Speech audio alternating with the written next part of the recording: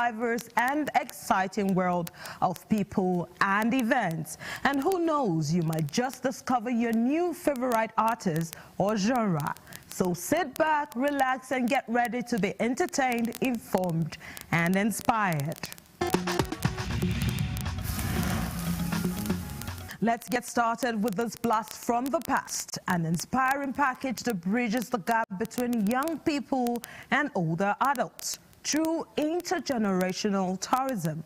This remarkable event aims to break down age-related stereotypes, strengthen communities, boost the economy, and improve services for youth and older adults. Tourism is a vital sector in Nigeria's economy, offering immense potential for growth and development. By exploring historic sites, cultural landmarks, and natural wonders, tourists can experience the country's diversity and richness. Nigeria is home to numerous attractions such as the ancient Nok settlement, Osun-Osogbo Sacred Grove, and the breathtaking Kajuru Castle. The old-school tourism event recently held in Dutse Alhaji successfully bridged the generational gap between young and older adults. This innovative initiative brought together people from diverse age groups, fostering connections, mutual appreciation, and a deeper understanding of Nigeria's rich cultural heritage.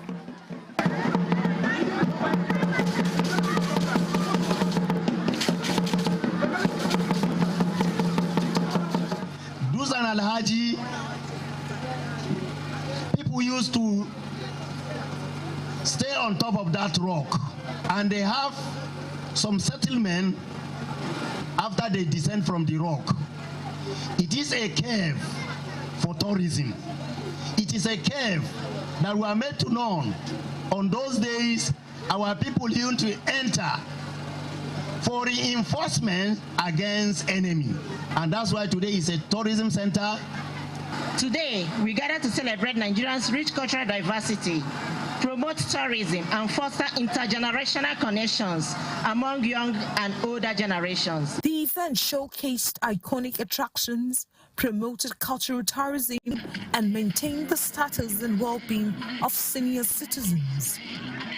This transformative experience celebrated Nigeria's cultural heritage and fostered respect for senior citizens.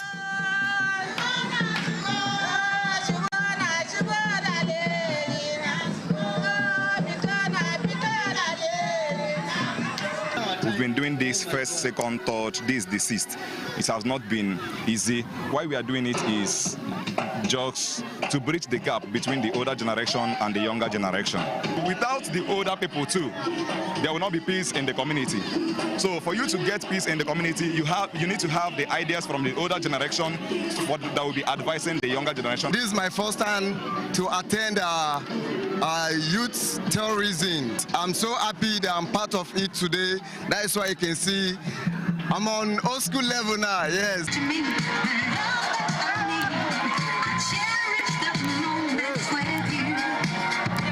So we commend what this organization is doing by rekindling the old memories, letting the world know that truly the asset base of senior citizens is not found anywhere until you get to ignite it.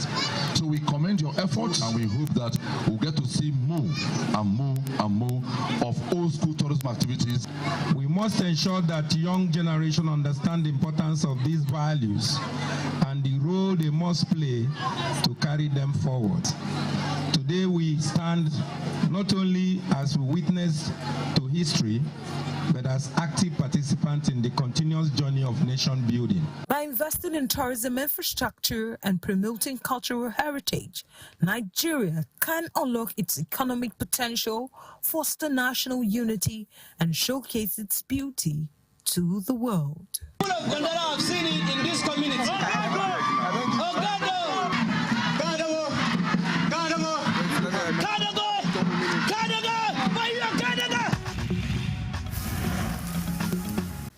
Pretty amazing, and indeed Nigeria has great tourism potentials. Next, We're grooving to the sounds of jazz music in Nigeria. With its rich history and soulful rhythms, jazz music has become an integral part of Nigeria's music scene. We're talking to jazz musicians and enthusiasts about what makes jazz music so special.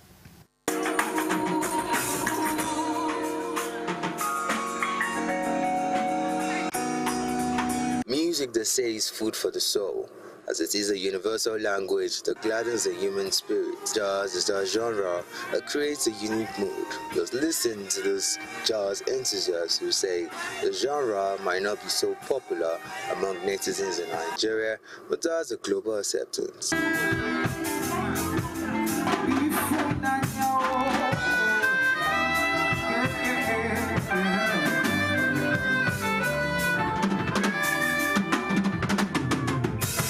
All over the world, events, venues, institutions celebrate the genre of jazz as like a boundless, music genre.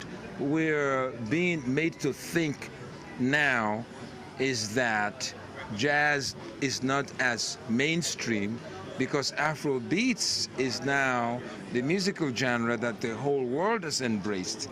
And so what happens? As they say, when juju was reigning for a while, people think high life did not exist, but it did. So in the same way, I think jazz is still well and alive in Nigeria. Afrobeats, whether we like it or not, has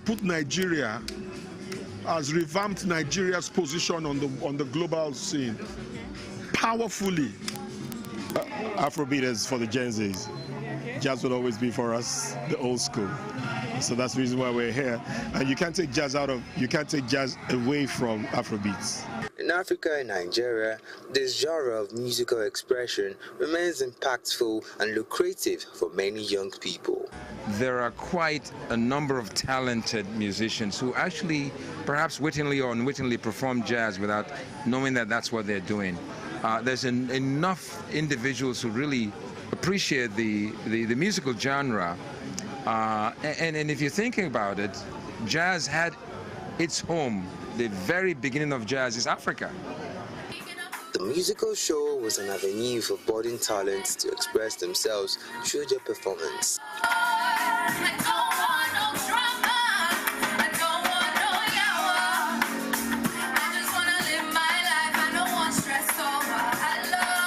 All my songs I wrote, and so they come from a very personal place. I think also just the opportunity to experiment and figure out new sounds and take the time to craft something together that people will enjoy, I think is the reason that I keep going and keep putting music out.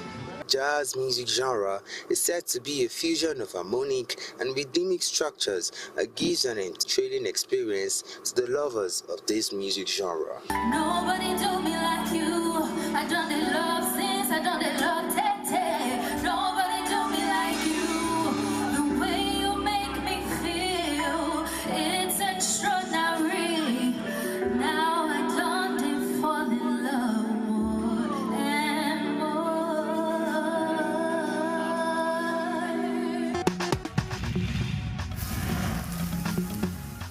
Let's take a break now. When we come back, we will shine the spotlight on the young creatives who are making waves in the Nigerian music industry.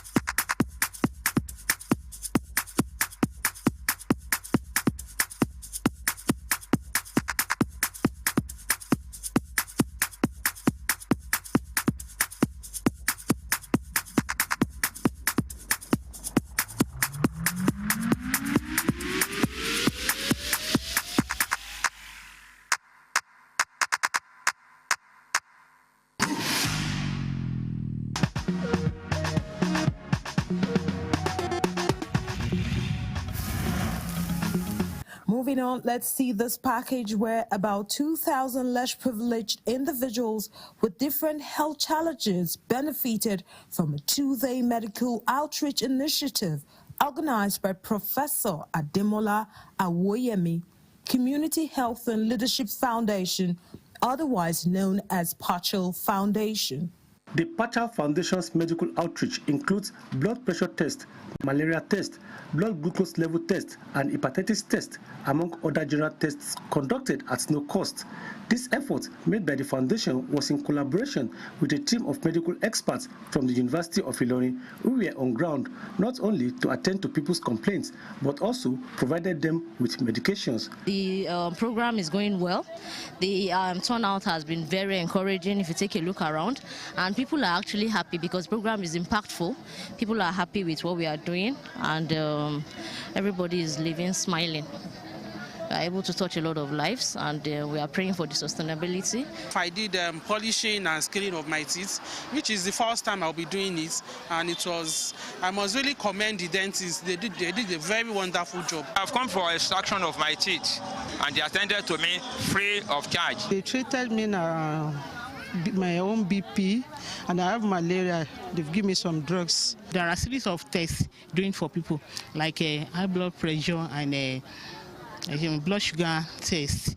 So after, they will now administer drugs for individual. While the few indigents with cataract and glaucoma cases also underwent a free medical surgery respectively, the initiator of the foundation, Dr. Tosin Awuyemi, disclosed that the foundation was his late father's dream to impact humanity positively after his retirement from active service, but could not achieve such dream during his lifetime. My dad, Professor Awuyemi, was very involved with community health. In fact, he was a professor of community health. He tried his best to leave an impact. Unfortunately, I lost him just when he retired. Then I've thought about how can I give back to the community since I was turning 40 next month. So I decided that I'm going to start a foundation where we will go to give free health care, free surgeries and dental surgeries to people. And we know a lot of people, because of the monetary or financial aspect of it, a lot of people, they stay indoor. They don't want to seek medical help. That is why we have to come to the community. Late Professor Ademola Awoyemi, who was an epidemiology and community health practitioner, died shortly after his retirement from the University of Ilorin in 2021.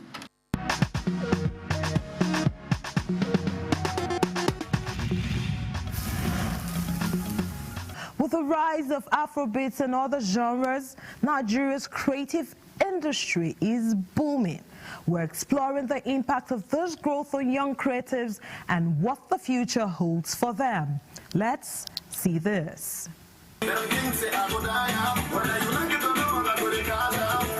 It is often said that available data from the National Bureau of Statistics shows that Nigeria has 70% of our population as youths.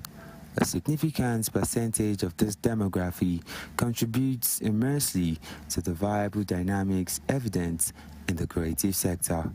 This is why the present administration gave a nod to the fact that contribution of this young talent, like Dila and several others, should not be ignored with the establishment of the Ministry of Arts, Culture and Creative Economy. British-Nigerian-born Dila, known for her assertive lyrics and captivating cadence and dynamic stage presence, is taking the world by storm.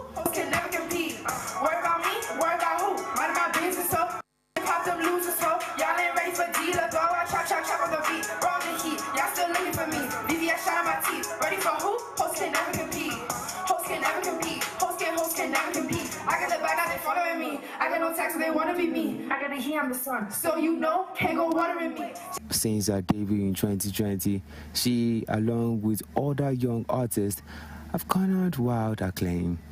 A unique blend of rap and hip-hop has featured the famous Your Case crooner, Tenny Makanaki. She also has an array of tracks with one titled Patience Ozokwo. My music like apparently people say it's like I have wicked lyrics, and you know, Patience Osoko is always playing those wicked African aunties on TV, and I even say in the song that, you know, I'm a wicked babe, you can call me Patience, so it just made sense to call it Patience Osoko.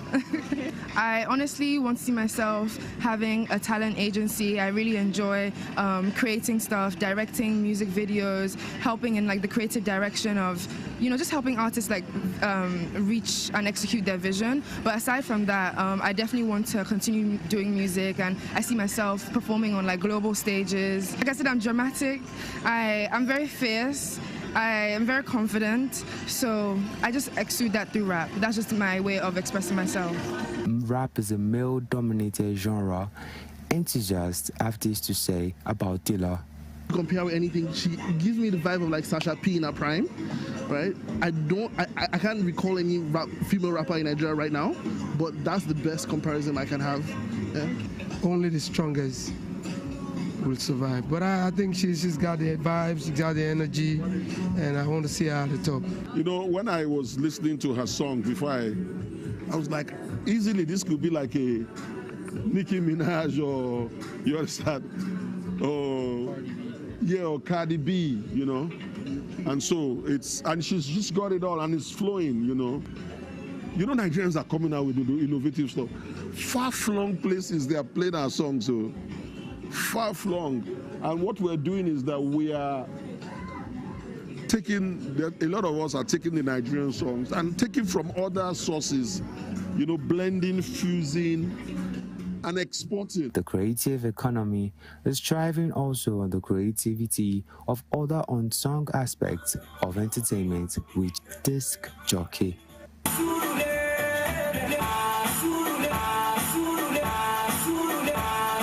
I have a very unique style of DJing. I play only Afro house, electronic music, which isn't like really the big scene in Nigeria. So, you know, I'm stepping out of that and, you know, just grabbing influence from different like cultures and like countries to bring the sound to Nigeria. You can't take away technology. Even now you have fast cars with new technologies coming on board. But when some of us started DJing, it was just the vinyl. And technology has made it so small. The creative industry is indeed a gold mine, needed to be further explored for revenue and job creation for a better economy in the country.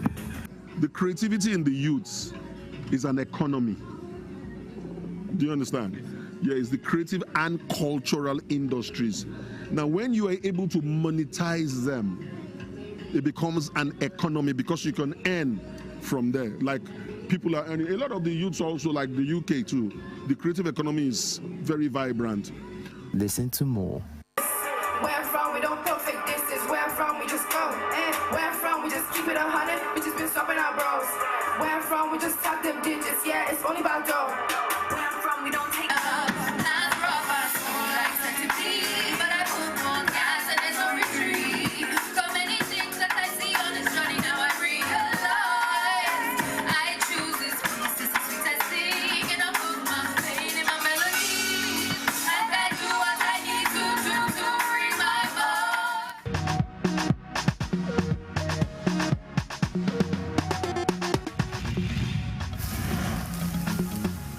Indeed, great blooming boards right there. And finally, we're ending today's episode with a sizzling hot salsa dance night. But did you know that many Nigerians think salsa dance has similarities with our very own butter dance? We're talking to salsa dancers and enthusiasts about these similarities and what makes salsa music so unique.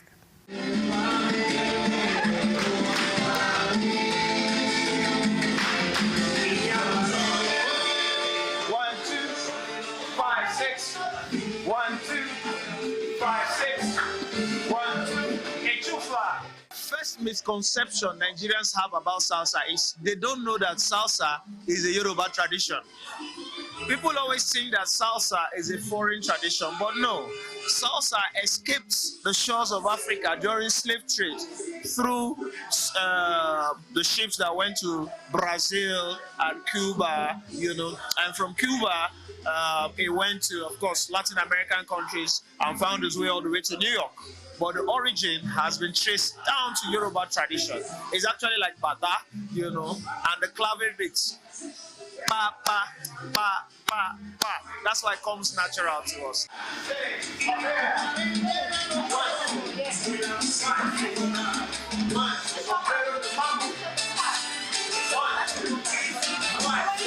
One misconception is that, oh, why are you dancing with a female? No, there's nothing wrong with that.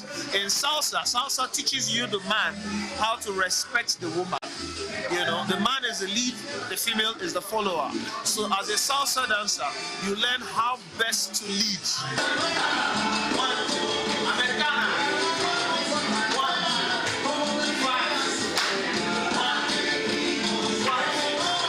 After the day's work, you need to do something that will just help you get rid of stress and just relax.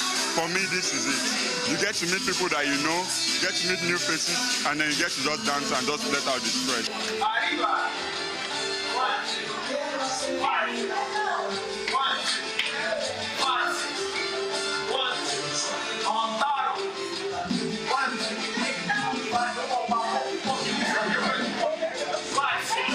For me, I'm a wellness person. I'm all about health and healthy living, lifestyle, wellness. So everybody has stress. If you are going to work, definitely you are picking up some stress. I will encourage Nigerians to find a way. If it's other physical activities, it's fine. But if you want to to maintain your youth for a very long period of time, I will encourage you to dance. Especially this, because at any stage in your life, you can dance it. If you are retired, you can dance it. If you are very young, you can dance it. So it doesn't limit it to any age.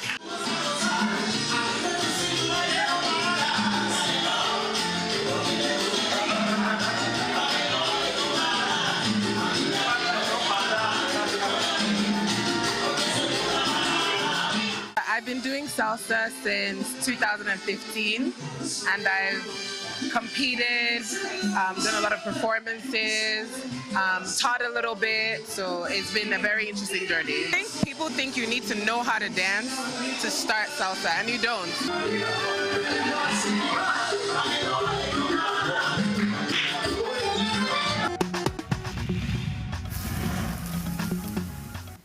Wow, that's fascinating. It just goes to show how music and dance can transcend cultures and borders. That's all for today's episode of People and Events. Thank you for joining us on this exciting journey through Nigerian arts and culture. Until next time, stay entertained, stay informed, and stay inspired.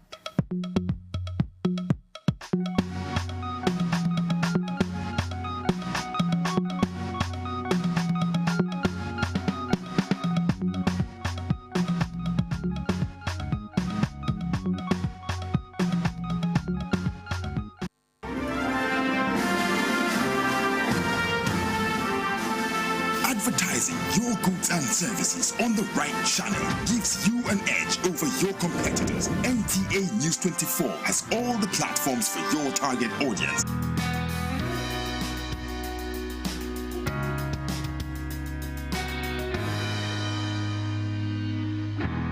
With our digital format and wide range, we can reach your customers in next to no time. We are eager to promote your business, goods and services. So, partner with us for a very rewarding business experience. For more information, please call or visit our office at NTA Headquarters, Area 11, Garki, Abuja. NTA News 24. News and more news.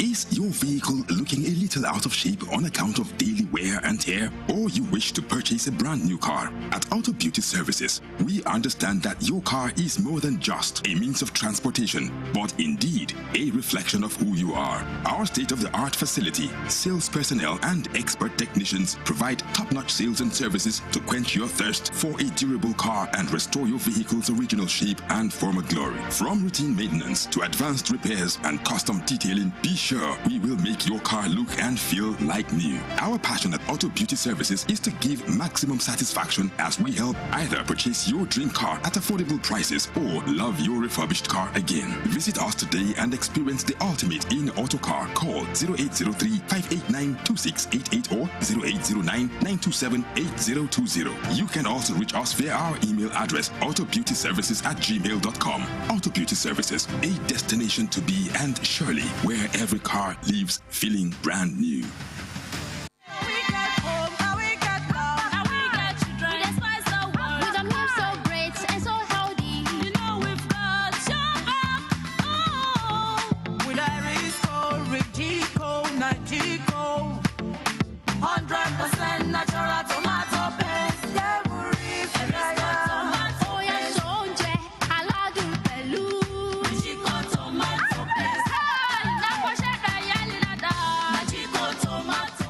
Ramadan Mubarak! This season, StarTimes is bringing more value to you and your loved ones with Ramadan Upgrade promo. Recharge now and enjoy inspiring Islamic programs on Iqra TV, Sunnah TV, and many more. You can also enjoy top Filipino series, Gangs of Manila, which begins 1st of March, plus other great content. That's not all.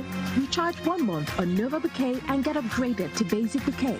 Recharge 1 month on Basic Bouquet and get upgraded to Classic Bouquet. Recharge 1 month on Classic Bouquet and get upgraded to Super Bouquet. Recharge 1 month on Super Bouquet and enjoy 5 days extra on us. Promo begins February 24th and ends March 31st. This Ramadan, enjoy more entertainment, get more knowledge, and receive more blessings. Hurry now, recharge and upgrade with StarTimes. Ramadan Mubarak. The Bureau of Public Procurement, BPP, wishes to inform the public that the Director General, BPP, or any of its staff do not engage.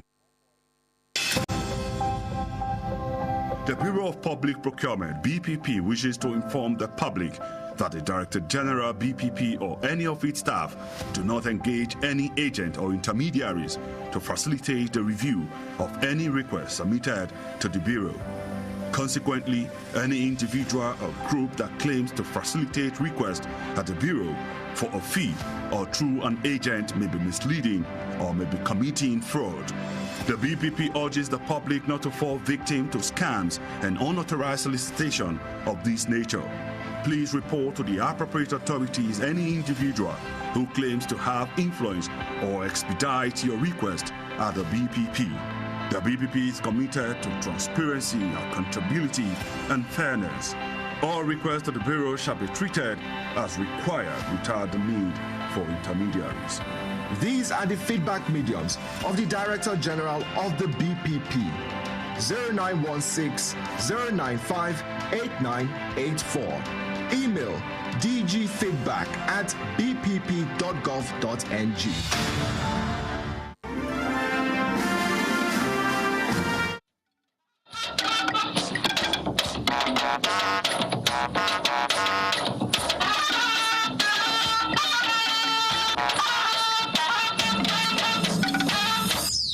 This initiative is expected to result in more affordable petroleum products for our citizens. We are supporting the local currency and creating a more resilient economy. Let us seize this opportunity to forge new partnerships, explore innovative financing mechanisms. Nigeria gains ground as global energy powerhouse opens more channels for flow of investments.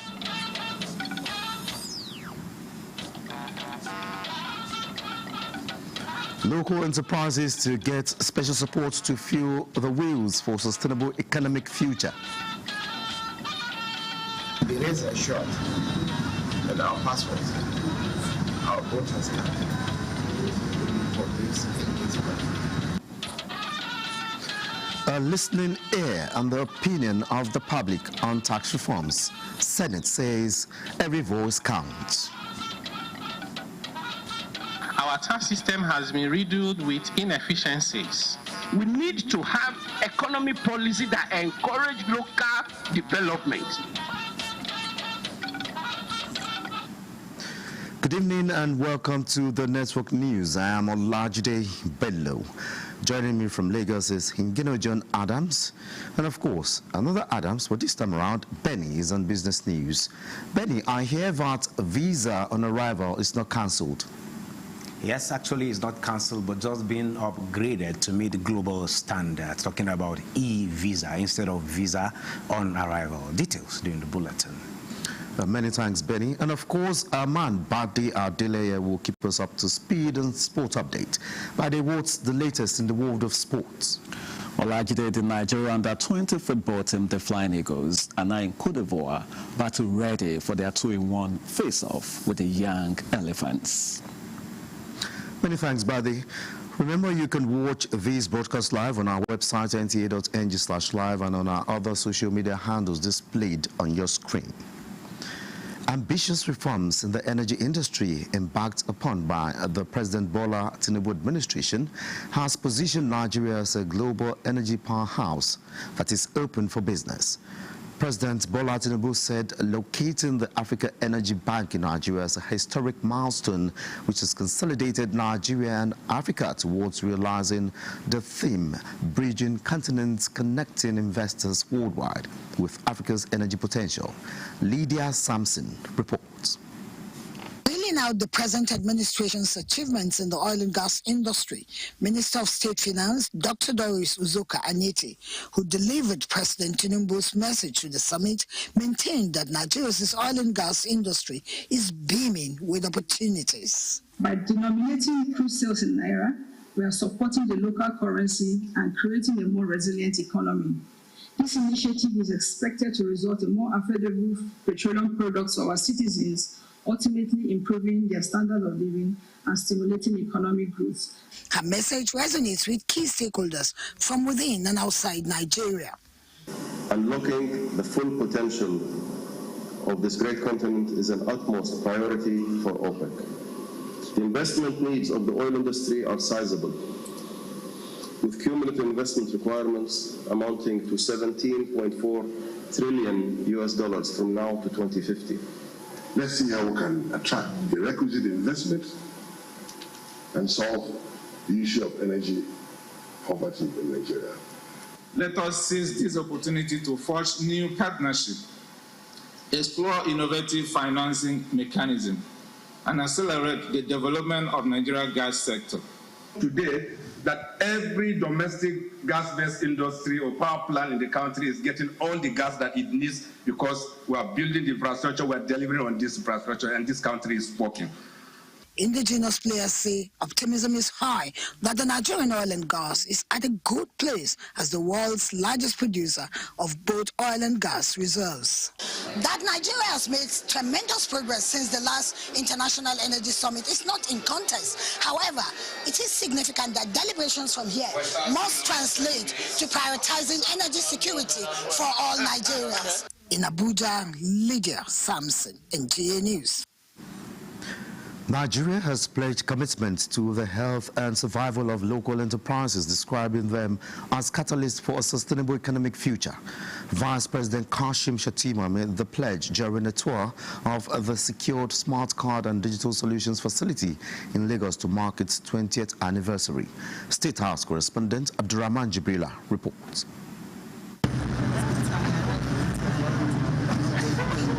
Vice President Kashim Shettima at the country's leading smart card manufacturing company for its 2 decades of excellence in manufacturing and digital solutions, a continental leader in digital solutions, now capable of producing 200 million cards annually, including international passports. I know how the president is very passionate about patronizing Nigerian companies, and he will get to hear it tomorrow.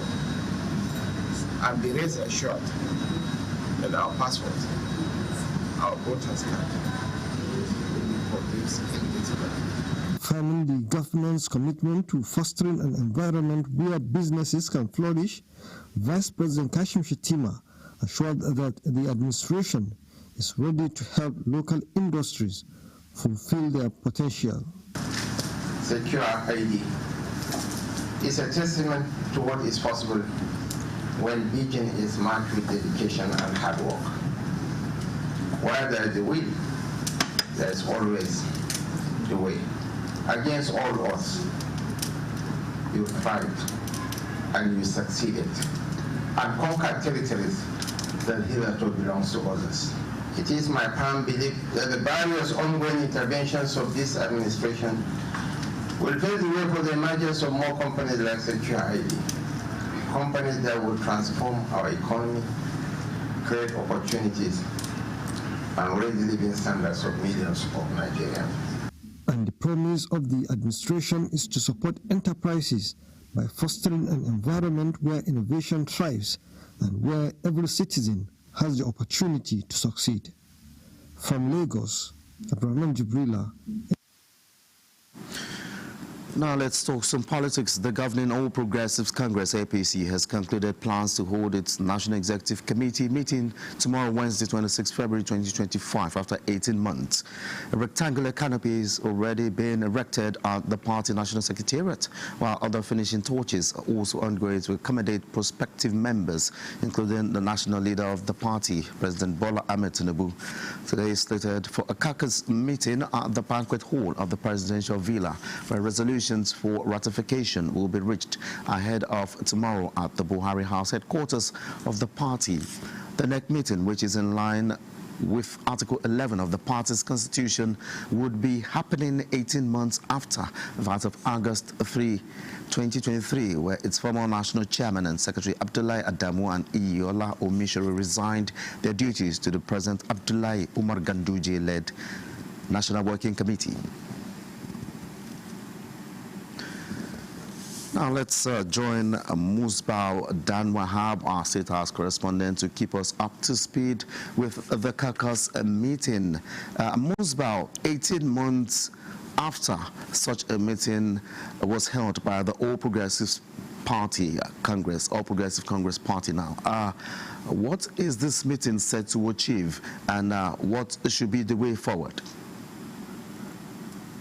Right, Jide, we might not be able to say what the meeting will be setting out yet, because what we're having at the moment is the National Caucus meeting of the All Progressives Congress, and that is to look at what the party has been able to achieve in past months under this present National Working Committee of Dr. Umar Ganduje and President Bola Tinubu. Remember, the president is attending the National Caucus meeting for the first time, and so the meeting is holding now at the conference center of the State House right here in Abuja, ahead of the National Executive Committee meeting, which will be holding tomorrow at the Secretariat of the party. But for now, the national chairman of the party, Umar Ganduje, has just briefed the meeting about the progress made so far under his leadership, talking about the elections that the party has participated in Kogi State, winning elections in Kogi State, Edo, Ondo, as well as some other states, while also losing Bayelsa State's election, governorship election. So all of those progresses have been briefed by the national chairman, Umar Ganduje, telling the president that his leadership has been very, very helpful for the party. The direction that the president has been giving the party has been helpful. And so the past, what it looks like, votes of confidence in the president, in the leadership of the president, the way he has been able to handle his administration and some other economic matters in the country. And basically now, they have just set another agenda for the National Executive Committee meeting, which is holding tomorrow. That agenda is something that should be within the party members, the leadership of the party, and it will not come to the public yet. All right, many thanks, Musbao, for keeping us up to speed on the caucus meeting, which is presently holding, and which will definitely set the tone for tomorrow's next meeting. Many thanks for your input, Musbao. All right, may I just add that Vice President Kashim Shettima, after the event you reported earlier, has reported here, he's also attended the meeting, the Senate President of the Senate, Speaker of the House of Representatives, governors, state governors who are members of APC, and of course, former governors and other members of the National Assembly are also participating. So we hope to hear from the President in just a moment to address the meeting in a short while. Thank you, Judy. All right, many thanks, Musba, once again for the insights from the State House.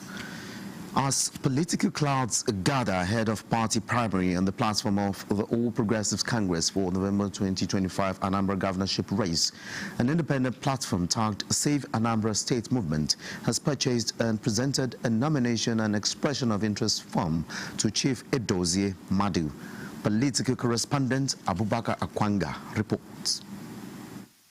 The National Secretariat of the Governing All Progressives Congress APC Monday this week welcomed a sizable number of patriots who, after wide consultations, pulled resources together to purchase the nomination and expression of interest forms for the 2025 November Anambra governorship election for Chief Edozie Madu. Presenting the forms to the man after the heart of Anambra people, leader of the organization Ikechukwu Okafo said Madu's capacity and goodwill to effectively govern Anambra State rank high on the scale of priorities.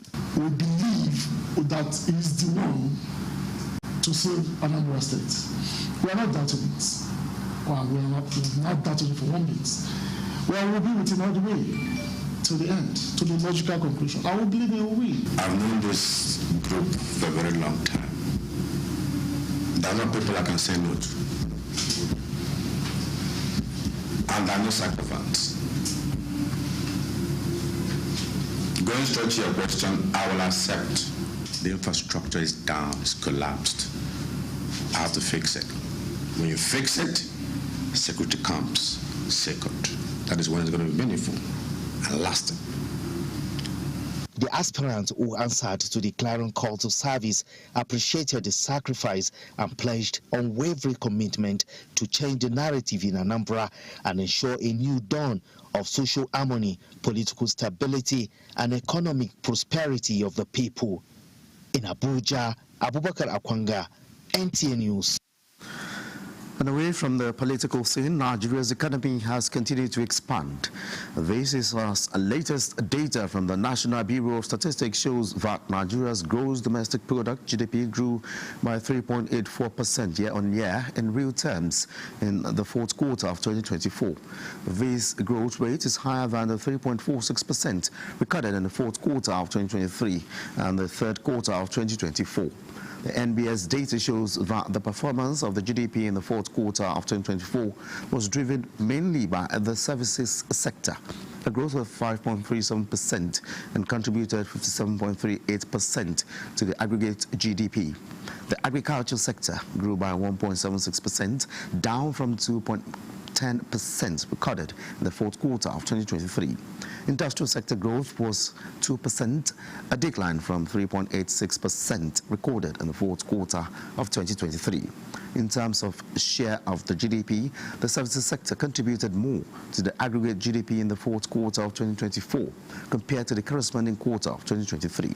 The major contributing economic activities in real terms in the quarter under review are crop production, 23.42%, trade, 15.11%, telecommunications 14.40%, real estate 5.88%, financial institutions 5.76%, and crude petroleum 4.6%. Over now to our business guru, Benny Adams, who is standing by for more on Business News segment. Benny.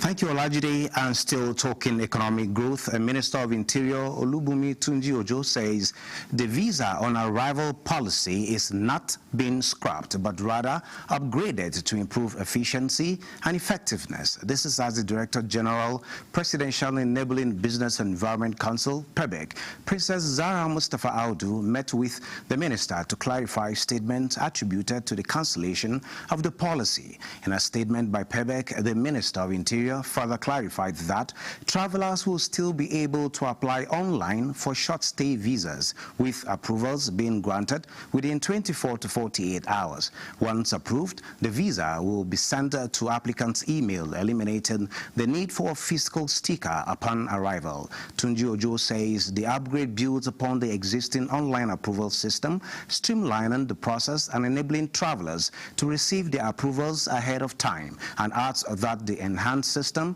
aims to cut out inefficiencies, allowing Nigeria to better automate and control the inflow of travelers. For PEBEC, the move is in line with efforts at simplifying procedures and improving Nigeria's business environment and attracting foreign investment.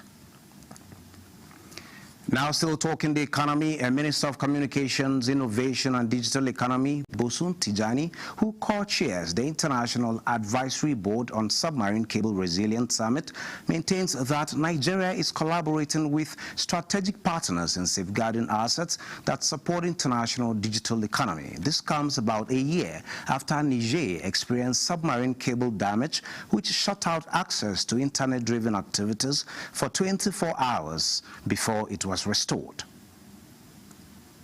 In a country where the average age is about 16.9, we'll take more of our people online. And as we do that, we also have to then protect them as well. We wouldn't want a situation where that digital backbone in itself is not resilient. That's why this is a big program for us, saying that we're not just going to connect our citizens, we also want to protect them when Record shows about 3 cuts to international submarine cables are recorded every week, and 90% of internet traffic is derived from underwater alignment of cables. Now, project managers, Chartered Institute of Project Managers of Nigeria is set to begin enforcement in April, while strengthening collaboration with stakeholders aimed at certifying practitioners in Nigeria and beyond. This was as the Minister of Industry, Senator John Eno, inaugurated the new board of the institute under the Ministry of Industry, Trade and Investment.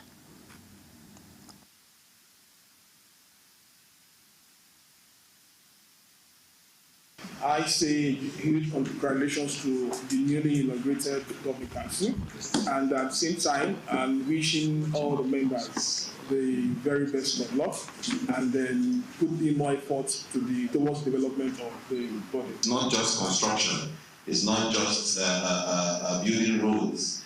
Project management is in every sector of the economy, and this institute has been created by the National Assembly and assented to by the President to ensure that if you are going to lead project delivery in this country, that you are licensed by this institute.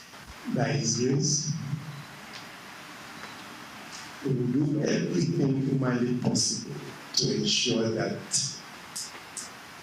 our country, our world is a safer place for all of us to live. The board has representation for Ministries of Finance, Education, Works, and Housing.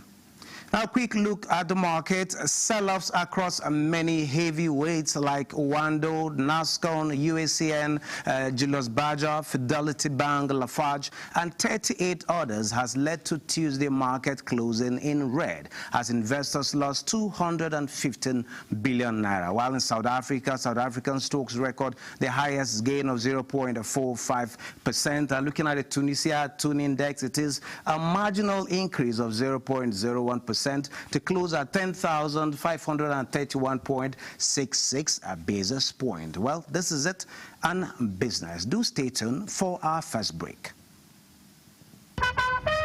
His Excellency Governor Muhammad Inuwaihaya, CON, heartily welcomes the National Security Advisor Malam Nuhuri Badu and other invited guests and stakeholders to the second Gombe State Security Summit 2025 with the theme towards building a safer and more secure Gombe, addressing insecurity through collective action.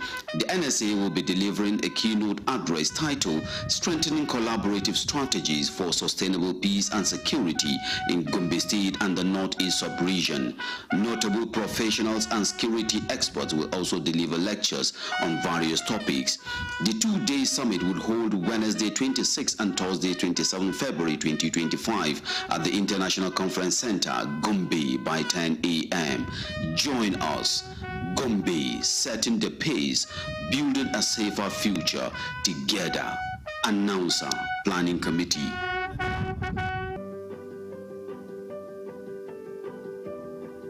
Have you heard the news? The federal government of Nigeria, through its direct benefit transfer program, has started the disbursement of 75,000 naira per household in 3 installments of 25,000, 25,000, 25,000 naira. Each recipient must have a validated national identification number, NIN, to receive the payment on behalf of their household members. To benefit, your household must be in the National Social Register of Poor and Vulnerable Households in Nigeria. The federal government's direct benefit transfer program is helping to reduce the effect of suffering while promoting financial and economic inclusion for the poor and vulnerable population in Nigeria. Sunana Safiya Ismail, ni daga Gwagwalada Area Council a karkashin Giri, ina da yara 7 da mijina. Sana'ana sadda itace. Ko damuwomi da yawa rashin kudi. Da musontan zaka ga itace zai kare, ba kudi ne zaka siya wani. An kira ni, "Ayi Safiya Ismail?" Nace yes. Call for your benefits at Angwando do Gwagwalada. Suka bani ATM din, immediately now withdraw kudi na. Amman gaskiya kudi ya zo at the right time. This message is brought to you by the Federal Ministry of Information and National Orientation, Federal Ministry of Humanitarian Affairs and Poverty Reduction, in collaboration with the National Social Investment Programs Agency, National Social Safety Nets Coordinating Office, and the National Cash Transfer Office. Aha! Is there it? Bro, I tell you, this match 3-0. Okay. If I win you, something will come out. Don't play with me. Fast ball. Ah, you know what? You don't shot me.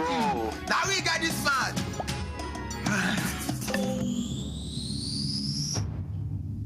Keep the banter going with Glow Borrow Me Credit or Data. Dial *303# to borrow airtime or data and pay later. Is it ready? Go on, no Only one thing I did it. Okay. Power your relentless ambition with ultra-high-speed data. Unlimited. Honorable Chairman, Revenue Mobilization Allocation and Fiscal Commission, Dr. Muhammad Bello Shehu, OFR, invites the Honorable Minister of State, FCT, House Committee Chairman on FCT, Permanent Secretary of the FCT, Speakers of the 36 States Houses of Assembly, Secretaries to the State Government, Clerks of the 36 States Houses of Assembly, Chairman of ALGON in the 36 States of the Federation and FCT to a one-day workshop on the role of the State Executive Legislature in implementing the recommendations of the Revenue Mobilization Allocation and Fiscal Commission with respect to remuneration package for public, political and judicial office holders. Date, Thursday, 27th February. Time, 10 a.m. Venue, Commission's Auditorium, first floor, Abuja. Engineer Joseph Uweze Okechukwu, Secretary to the Commission. Announcer. You cannot put the head of an elephant on the neck of a goat. Root determines size. No tree can have rise by accident.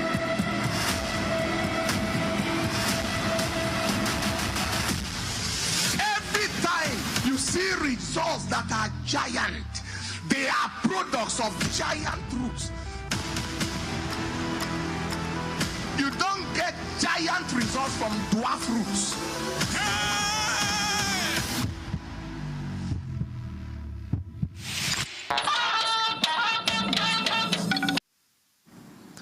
Thanks for being there.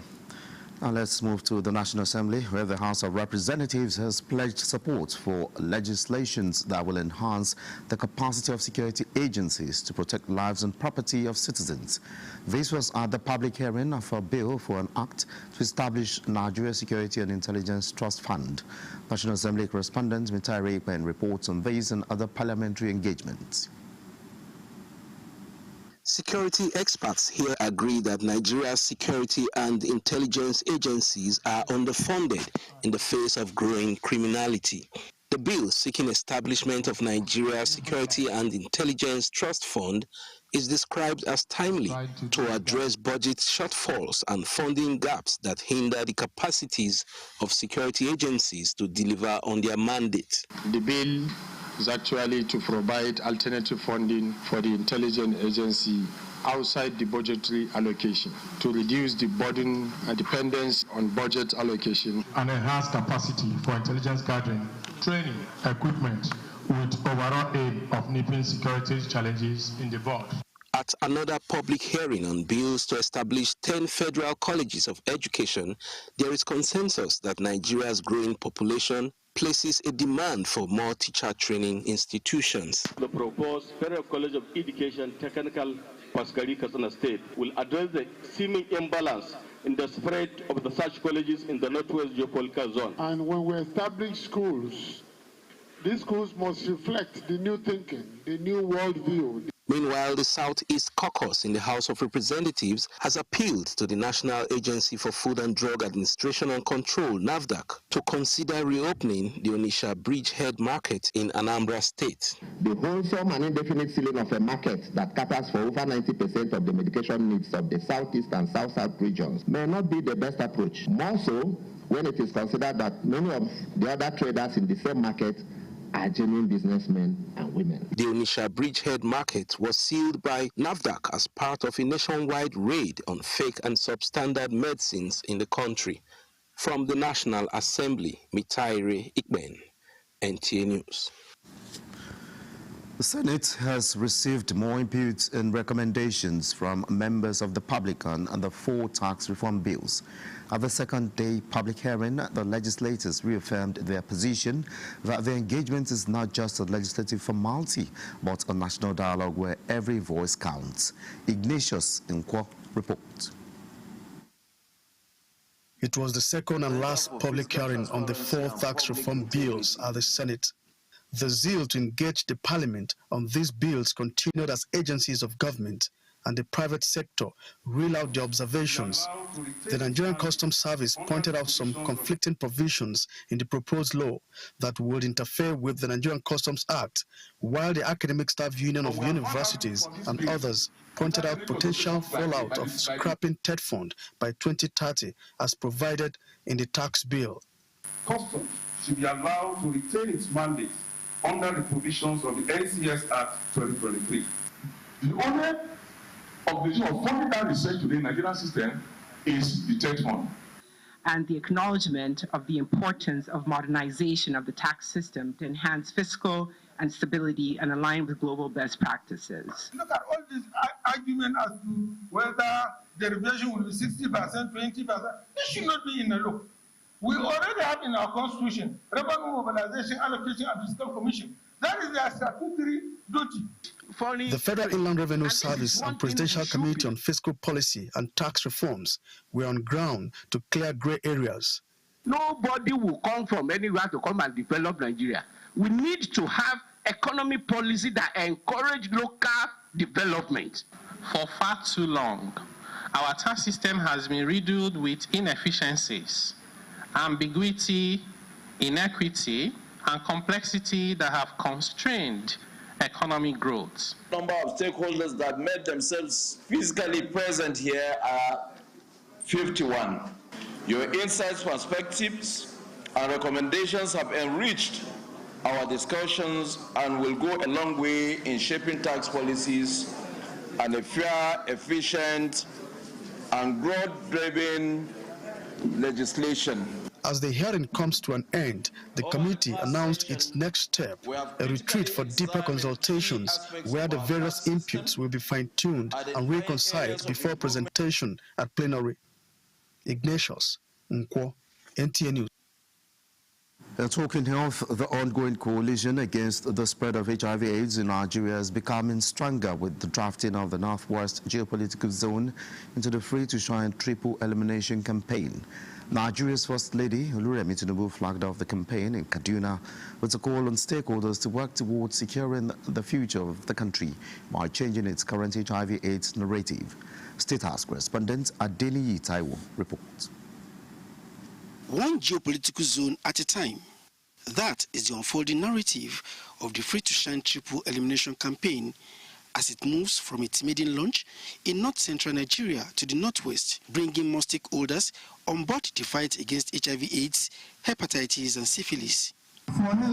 As the highlight of our two-day working visit to Kaduna State, the campaign launch, The First Lady Notes, holds a lot of significance for the future of the country. According to the Federal Ministry of Health and Social Welfare, in 2024, there were over 100,000 children and nearly 2 million adults living with HIV/AIDS. The Free to Shine campaign seeks to significantly reduce new HIV infections among women of reproductive age, prevent mother-to-child transmission, which is the vertical transmission, and ensure that every child born with HIV receives the necessary treatment and support to thrive. The test is everything that concerning us is free. Despite recording some positives, as shown by the testimony of these survivors, Nigeria, the First Lady says, is at a pivotal stage in her fight against HIV/AIDS, seeking to join other countries in Africa who have achieved the UN AIDS 95-95-95 target by 2030. We must deepen engagement with traditional and faith-based institutions to address cultural and religious influences on HIV prevention behaviors, especially those engaging in birth services, by expanding access to HIV testing services. I believe with the concerted efforts of all our stakeholders here present, especially our state first ladies, who will help disseminate this message in their various states, this deadline can be attained by the grace of God. And I can assure you that as governors, we will do everything humanly possible to support this initiative because it's about saving lives. And we're going to ensure that drugs, test kits, and the care that you need is made available so that we can ensure that AIDS is eliminated as a public health threat by 2030. The Free to Shine campaign is one of the advocacy initiatives of the Organization of African First Ladies for Development, OAFLAD, and other development partners. What is the call to action? Every mother's life is precious, and every child has the right to a future free from AIDS. One of the things that the First Lady have the power is to fight stigma and discrimination. The South-South geopolitical zone is next in line for the launch of the campaign. From Kaduna, Adeni Itaiwo, NTA.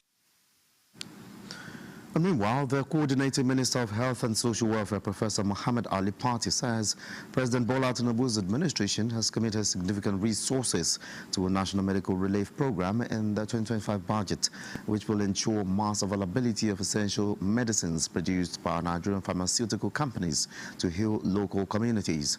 The Coordinating Minister made this known while addressing stakeholders at the quarterly review meeting of Northern Traditional Leaders Committee in Abuja on primary health care delivery. He also expressed federal government's efforts to combat infectious disease through strengthened immunization campaigns in collaboration with its partners. Of government, and this is reflected in the consistent year-on-year increases in the allocations to health sector from 2023 when he came till date, and also urging the states to step up, and many of them now are rallying to increase their own commitments to health. But it's a responsibility we owe ourselves and our community and our country. So we need to do all we can to ensure that this circulating virus is finished with this year. We should be doing other things apart from polio. Party commended the traditional leaders for their consistent commitment to meeting quarterly to drive healthcare improvements, which has been instrumental in the success of health interventions, particularly in routine immunization and polio eradication. And away from health, in the digital era, our lives are more connected than ever before. With just a click, we can share our thoughts, opinions, and experiences with the world. But these interconnectedness comes with a price: the constant challenge of managing reputations in a world where information spreads faster than ever. This is the focus of the FCT chapter of the Nigerian Institute of Public Relations and IPR Reputation Roundtable, with the theme Navigating Reputation Challenges in the Digital Era. Haman Jabani reports. It is widely believed that every tweet, post, comment, or review that is made contribute to the people's digital footprint. This footprint is permanent, searchable, and access to anyone with an internet connection, shaping how people perceive us both personally and professionally. One of the biggest challenges in the digital era is that online action can have real-world consequences. We face far greater danger today that we're in the digital era, where a lot can be put out in a second that can damage an individual or an organization. So it's also a call for them to become more professionally alert. We want to also see how we can collaborate very closely with the directors of public relations to ensure that we give them the institutional support that is required. And until, of course, we start conducting ourselves, our stories are balanced, our message is all encompassing, there's integrity, there's believability, there's also nationalism. Part of the way to manage it is also to be proactive. Proactive with all the news. Try to identify every news that speaks to you or speak to your brand, and then quickly, as a matter of urgency, respond factually. To successfully navigate the challenges of the digital age, especially in matters pertaining reputation and public image, stakeholders stress the need for individuals and organizations to remain vigilant. These include constantly monitoring of their online presence. Hamman Jabani, NTA News. Jigawa State Governor Umar Namadi has declared a zero-tolerance stance against corruption, vowing to sanitize the state and prosecute offenders. Speaking at a workshop organized for senior government officials by the newly established Public Complaints and Anti-Corruption Commission in Dutse, Governor Namadi emphasized that corruption undermines the government's ability to deliver quality services to the people. He reiterated his administration's commitment to rooting out corrupt practices, ensuring transparency and fostering. Conducting ourselves, our stories are balanced, our message is all encompassing, there's integrity, there's believability, there's also nationalism. Part of the way to manage it is also to be proactive. Proactive with all the news. Try to identify every news that speaks to you or speak to your brand, and then quickly, as a matter of urgency, respond factually. To successfully navigate the challenges of the digital age, especially in matters pertaining reputation and public image, stakeholders stress the need for individuals and organizations to remain vigilant. These include constantly monitoring of their online presence. Hamman Jabani, NTA News. Jigawa State Governor Umar Namadi has declared a zero-tolerance stance against corruption, vowing to sanitize the state and prosecute offenders. Speaking at a workshop organized for senior government officials by the newly established Public Complaints and Anti-Corruption Commission in Dutse, Governor Namadi emphasized that corruption undermines the government's ability to deliver quality services to the people. He reiterated ensuring transparency and fostering a culture of accountability across all levels of governance. Mohammed Musa Askira reports. This gathering is another of such efforts of the governments to mitigate corruption and corrupt tendencies in Jigawa, organized by the state governments through this